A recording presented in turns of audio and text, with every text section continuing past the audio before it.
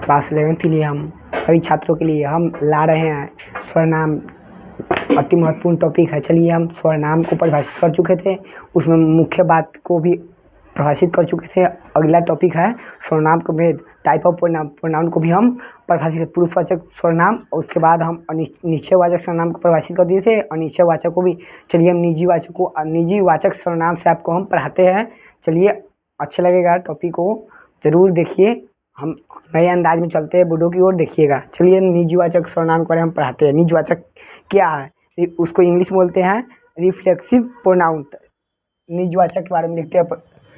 चौथा टॉपिक, निजीवाचक क्या है। निजवाचक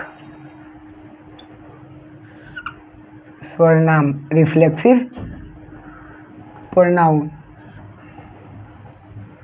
RELIF रिफ्लेक्सिव, REFL रिफ्लेक्सिव,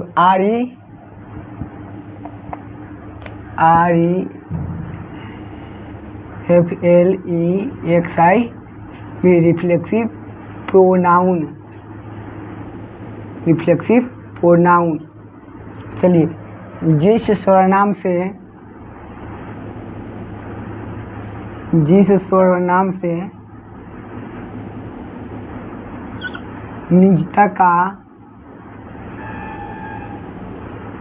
निजता का बोध हो,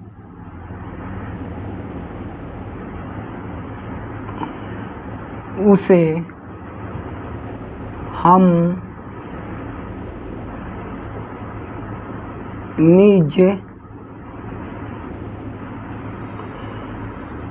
निजवाचक सर्वनाम कहते हैं। जैसे एग्जाम्पल में आप लोग देखिए, जैसे में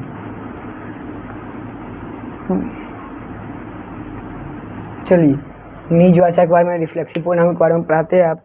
जैसे मैं आप ही चला जाऊंगा। चलिए, मैं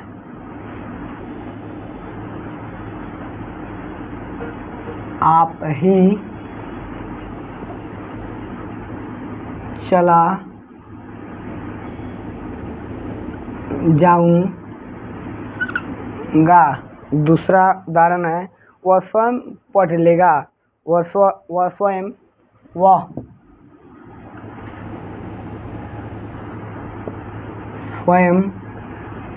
पढ़ लेगी। सर खुद पढ़ा लेंगे।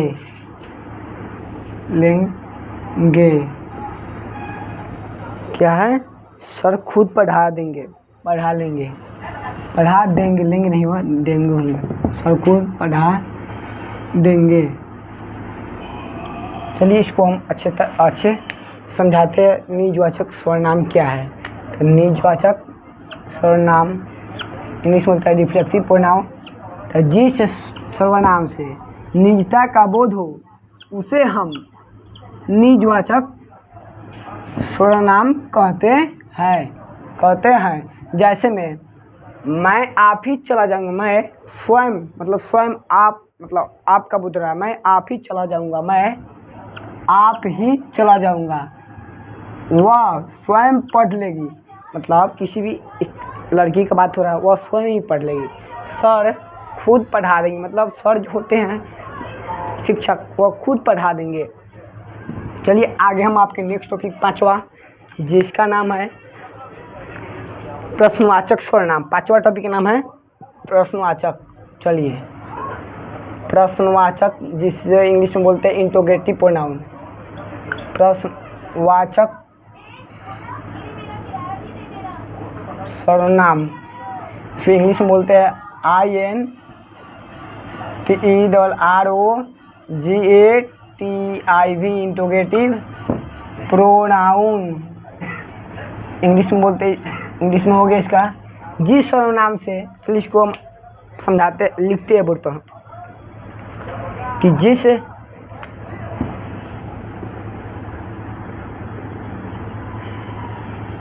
जिस सर्वनाम से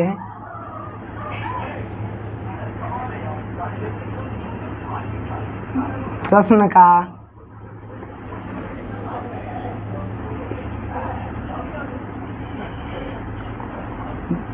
बोध हो उसे हम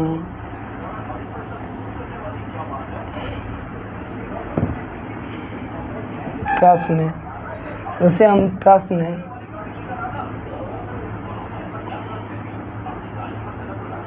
वाचक सर्वनाम कहते हैं। चलिए जैसे में देखिए,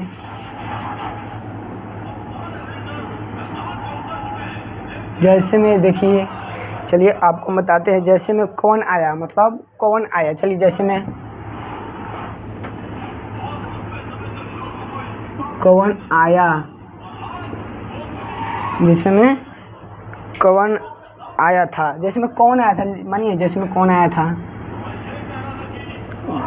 आया था, उसने क्या देखा,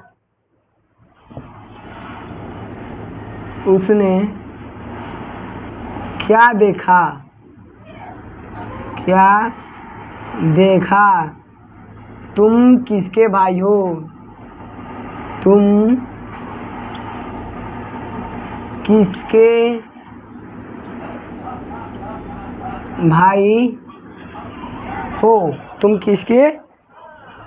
भाई हो। चलिए हम आपको इसको पढ़ने से प्रश्नवाचक सर्वनाम को समझाते हैं, इंट्रोगेटिव प्रोनाउन को। चलिए प्रश्नवाचक सर्वनाम, इंट्रोगेटिव प्रोनाउन, जिस सर्वनाम से प्रश्न का बोध हो उसे हम प्रश्नवाचक सर्वनाम कहते हैं। जैसे में कौन आया था, कौन मतलब किसी, मतलब प्रश्न का बोध रहा है, कौन आया था। उसने क्या देखा। पांचवा में किसी का, तुम किसके भाई हो, चलिए हम छठा टॉपिक आपको पढ़ा रहे हैं, संबंधवाचक सर्वनाम, रिलेशन प्रोनाउन। चलिए लिखिएगा आप लोग। चलिए छठा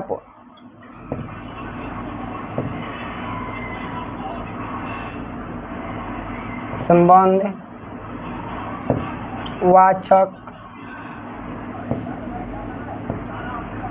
सर्वनाम, इसको बोलते हैं इंग्लिश में रिलेशन, RELATION, रिलेशन प्रोनाउन। इसको हिंदी में कैसे बोलते हैं, मतलब इसकी परिभाषा को, जिस सर्वनाम से संज्ञा के साथ संबंध जोड़ा जाता है। चलिए जिस सर्वनाम से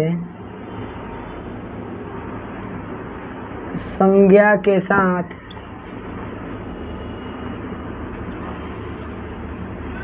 संबंध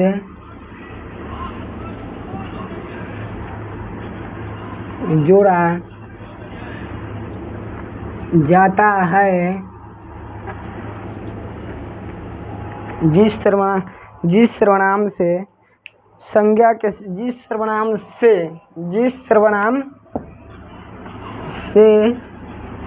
संज्ञा के साथ संबंध जोड़ा जाता है उसे हम संबंधवाचक सर्वनाम कहते हैं। संबंधवाचक सर्वनाम कहते हैं। जैसे में एग्जाम्पल देखिएगा, जैसे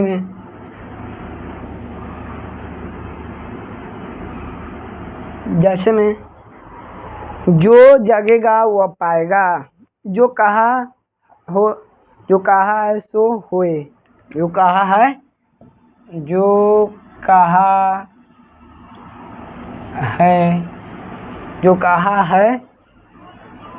सो होए, जो जगेगा सो पाएगा। और एग्जाम्पल, जो कहा है सो सुना है। जो कहा है, जो कहा सो सुना है, सो सुना है।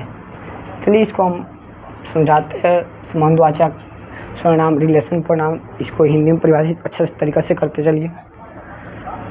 संबंधवाचक सर्वनाम, रिलेशन प्रोनाउन, जिस सर्वनाम से संज्ञा के साथ संबंध जोड़ा जाता है उसे हम संबंधवाचक सर्वनाम कहते हैं, रिलेशन प्रोनाउन कहते हैं। जैसे में जो कहा सो होए, जो कहा सो होए मतलब इसके क्या जोड़ा जा रहा है, इसमें संज्ञा के साथ संबंध जोड़े। जो कहा सो होए, जो जगेगा सो पाएगा, जो कहा है वह सुनेगा। चलिए यहीं तक रहने देते। सर्वनाम टॉपिक समाप्त हुआ। आगे हम टॉपिक लाते इसके आगे विशेषण हिंदी व्याकरण के लिए। यहीं तक मैं अपनी वाणी को विराम देते हुए, चलिए लाइक एंड शेयर कमेंट जरूर